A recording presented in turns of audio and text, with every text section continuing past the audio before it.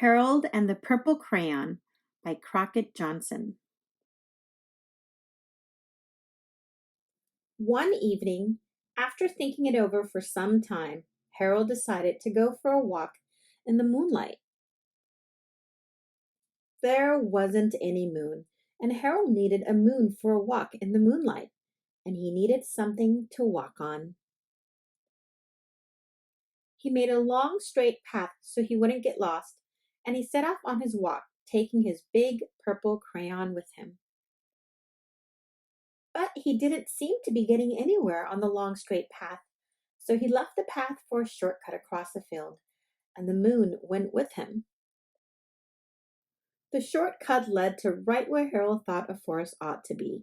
He didn't want to get lost in the woods, so he made a very small forest with just one tree in it. It turned out to be an apple tree. The apples would be very tasty, Harold thought, when they got red. So he put a frightening dragon under the tree to guard the apples. It was a terribly frightening dragon. It even frightened Harold. He backed away. His hand holding the purple crayon shook. Suddenly he realized what was happening, but by then Harold was over his head in an ocean. He came up thinking fast, and in no time he was climbing aboard a trim little boat. He quickly set sail, and the moon sailed along with him. After he had sailed long enough, Harold made land without much trouble. He stepped ashore on the beach, wondering where he was. The sandy beach reminded Harold of picnics, and the thought of picnics made him hungry, so he laid out a nice simple picnic lunch. There was nothing but pie, but there were all 9 kinds of pie that Harold liked best. When Harold finished his picnic, there was quite a lot left. He hated to see so much delicious pie go to waste. So Harold left a very hungry moose and a deserving porcupine to finish it up, and off he went looking for a hill to climb to see where he was. Harold knew that the higher up he went, the farther he could see, so he decided to make a hill into a mountain. If he went high enough, he thought, he could see the window of his bedroom. He was tired and he felt he ought to be getting to bed. He hoped he could see his bedroom window from the top of the mountain.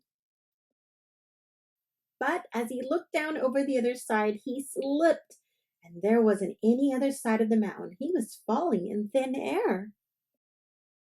But luckily he kept his wits and his purple crayon. He made a balloon and he grabbed onto it. And he made a basket under the balloon big enough to stand in. He had a fine view from the balloon, but he couldn't see his window. He couldn't even see a house.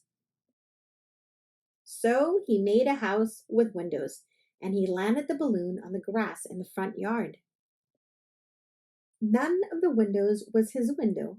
He tried to think where his window ought to be. He made lots of buildings full of windows. He made a whole city full of windows. But none of the windows was his window. He couldn't think where it might be. He decided to ask a policeman. The policeman pointed the way Harold was going anyway, but Harold thanked him. And he walked along with the moon, wishing he was in his room and in bed. Then suddenly Harold remembered. He remembered where his bedroom window was when there was a moon. It was always right around the moon. And then Harold made his bed. He got into it and drew up the covers. The purple crayon dropped on the floor, and Harold dropped off to sleep.